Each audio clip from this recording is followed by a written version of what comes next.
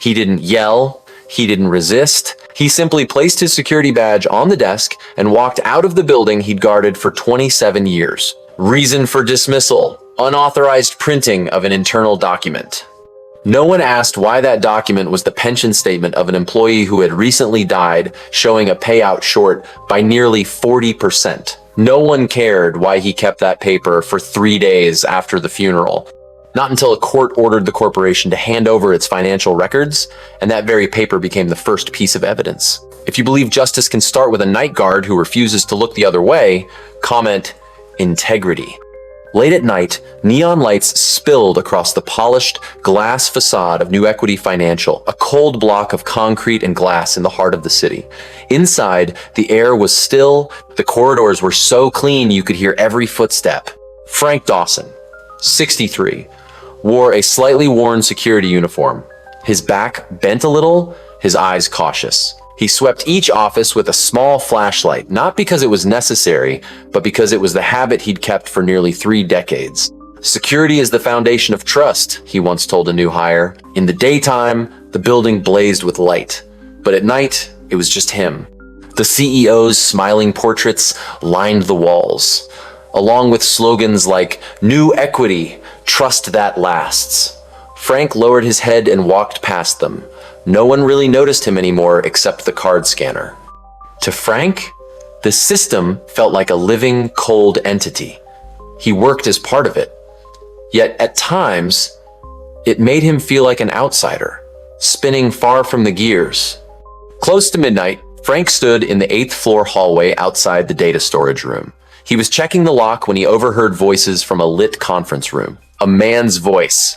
Shaving 0.3% off the pension fund covers this year's budget gap. No one checks. They sign without reading. A young woman's voice. It's just the ones about to retire. They don't even use computers. Frank froze. Not because of the content, but because of how they said it. Casual, like splitting the bill for coffee. He walked away quietly, but something flickered in his eyes. His hand gripped the baton in its holster as if to steady something rising inside him. Back in the security office, he paused in front of the CCTV monitor as if asking it, "What am I supposed to do?" The next morning, Frank came in earlier than usual. He asked to check the printer on the 6th floor because I heard a noise there last night. He unlocked the records cabinet, carefully printing a copy of the pension fund analysis, the one whose file name he'd memorized from the night before. His hands trembled slightly. For the first time in decades, he wasn't following protocol, but something compelled him, like he had to do this, just to check. If I'm wrong, I'll return everything. He told himself that, but deep down, he knew he'd already stepped out of his safe zone. Frank found Arthur, a veteran employee about to retire, sitting at the reception desk. Frank quietly handing him the paper. "I came across this. You should check those numbers." "Arthur, where did you get this?" Frank simply said, "No one should lose out just because they don't know how to use a computer." After handing it over, Frank sat alone in the surveillance room. No reports, no excuses. He knew he had just nudged a gear. The first cog was in motion. Daytime. In a quiet corner of the park, Frank met David Crenshaw, a middle-aged retired accountant and an old friend from his banking days. Frank handed over the printed file, asking David to verify its accuracy. "Frank, I don't have the expertise to understand all these numbers, but if what I heard is true, someone's stealing people's futures." David looked surprised. "You printed this from the internal system? You know that's a serious violation, right?" Frank stayed silent, just nodded. "Ah, David, why do it? Aren't you afraid?" Frank looking at his wrinkled hands. "I used to think all I had to do was guard my post, but I realized if I stand watch all my life and can't protect what's right, what am I even guarding?" A light breeze lifted the paper from Frank's hands. He caught it as if trying to hold on to the last scrap of justice before it slipped away. An emergency meeting took place at headquarters. The IT department reported unauthorized access to data outside the scope of security duties. Security footage showed Frank using the 6th floor printer, head of security in the meeting. Frank Dawson, 27 years of spotless service, not even a minor infraction. But accessing restricted files is a serious breach. The next day, Frank was called to HR. No one looked at him in the elevator. Eyes avoided his. People who once smiled at him now didn't remember his name. HR director. Mr. Dawson, you've committed a serious breach of internal confidentiality. The bank is terminating your employment effective immediately. Frank removed his badge and set it on the desk. A small gesture, but it felt like stripping away a lifetime's dignity. No one saw him out. No thank you, just a termination letter. Back in his small apartment, the fridge was empty, the TV silent. Frank reopened the file, marking each unusual adjustment in red numbers David had highlighted. He turned page after page, as if staring into the faces of hundreds of people robbed of their futures. Each number was a life, a retirement dream stolen. The phone rang, it was his daughter. Frank hesitated, then let it go to voicemail. If he told her, it would only worry her, or she wouldn't believe him. They say I'm just a security guard. But I swore to keep this place safe, not just the doors. Frank began typing an email. The first line read, "My name is Frank Dawson. I have evidence of systemic fraud." He sent dozens of emails to major newspapers, local TV stations. No one replied. A week passed. He started to think maybe he'd been wrong. Maybe no one cared what an old guard had to say. Until one rainy afternoon, an unknown number called. "Mr. Frank Dawson?" "Yes. I'm Lisa Monroe, an independent journalist. I read the documents you sent. I want to meet you tonight."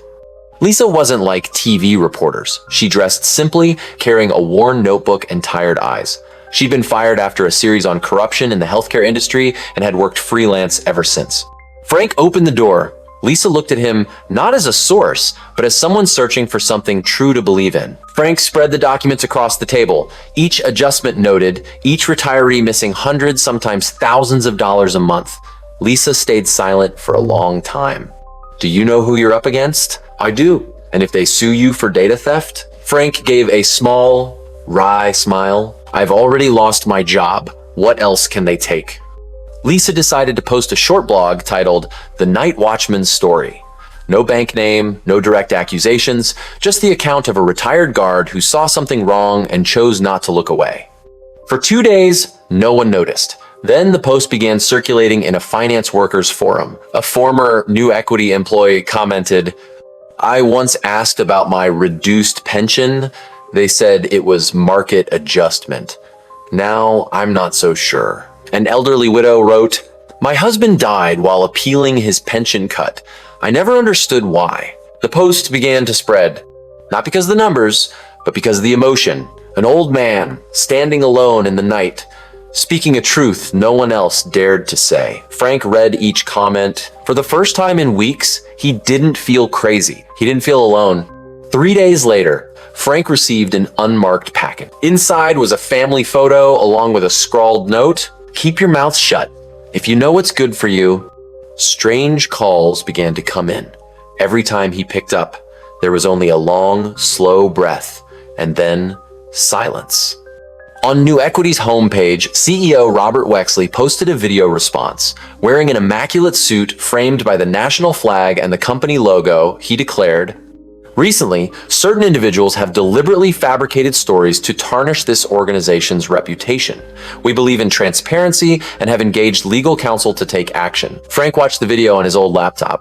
His eyes held no fear, only a quiet clarity. Lisa came to see him, worried. "They're gonna get dirty. They'll drag your family into this." Frank looked at her. "I know, but if I back down now, then everything I've lost means nothing." One morning, as Frank was making coffee, there was a knock at the door. An elderly woman, about 70, with silver hair, stood holding a stack of papers and a photo. She introduced herself as Margaret Ellis, the widow of a retired employee. "I read the article about you. My husband worked 36 years for the bank. In his final month, he only received a third of the pension they promised." She handed Frank the photo, her husband in a wheelchair, smiling gently, the wall behind him lined with bank commendations. He died while filing his appeal. It was never answered. Frank said nothing. He just reached out his hand, and she took it. For the first time in this fight, he felt another hand truly on his side. That same day, more people began reaching out, letters, calls, messages. A taxi driver, a former janitor at the bank. They each shared pieces of the same puzzle. Lisa looked at Frank. "Do you see it? People are speaking up. Not because you're a hero, but because you started." 3 months later, A civil trial was officially opened. Frank was the honorary lead plaintiff in a class action lawsuit represented by a team of pro bono attorneys on behalf of over 70 former employees and their families. In the courtroom, Frank stood across from Robert Wexley. The CEO sat silently, still wearing his confident smile, his gaze full of challenge. The defense demanded all of Frank's evidence be thrown out, calling the data illegally obtained and lacking authenticity. Outside the courthouse, a crowd gathered. No shouting, no protest chants. Just quiet faces holding photos of loved ones, altered pension statements, and stories no one had ever heard. Lisa was there, live streaming every minute. A hashtag began trending, "One Guard, One Truth." When the plaintiff seemed to be out of moves, an unexpected witness entered. Her name was Janice Keller, a former employee of the bank's finance department. Shaking, she took the stand. I was assigned to make pension adjustments. They told me to use an algorithm applying a so-called projected decline to reduce payouts. But I couldn't understand why it only applied to employees close to retirement, the older ones. Her voice broke. My father worked here too. He died of a stroke after finding out he couldn't afford his medication once his pension was cut. The courtroom was silent. Frank didn't cry, but his hand pressed against his chest as if holding his heart together against the weight of the truth. A life had been taken, not just by illness, but by the greed of a system, and there was no way to hide it now. 1 month after the trial, the court ruled that New Equity must repay nearly $48 million in stolen pension funds spanning more than a decade, plus damages to the victims. CEO Robert Wexley formally resigned. Frank didn't celebrate. He didn't attend the press conference. He gave no victory speech. Congress introduced a new law, the Frank Dawson Bill, requiring absolute transparency in pension fund management, banning all vague adjustments. The media mentioned him often, calling him the night watchman of conscience. Frank stayed silent. Lisa held the first signing for her book, The Night Watchman, telling Frank's story. The hall was packed, but the front row seat reserved for him was empty. Frank wasn't there. He was at the park, sitting on his usual bench, watching kids play ball. Beside him lay a plain sheet of paper. The book's character rights had been formally declined per his request. Weeks later, one morning at New Equity Bank, now under new leadership, hiring fresh staff, a tall young man arrived for an interview. The position, security guard. He handed over his ID, smiling. "My name is Mike Dawson, grandson of Frank Dawson." The interviewer froze. "I'm not here to tear the system down. I just want to guard the doors the right way, like my granddad did." Mike donned the security uniform, standing in front of the bank's glass entrance. Morning sunlight spilled across the windows. Once again, there was a night watchman standing guard. But this time, the light had truly reached the people inside.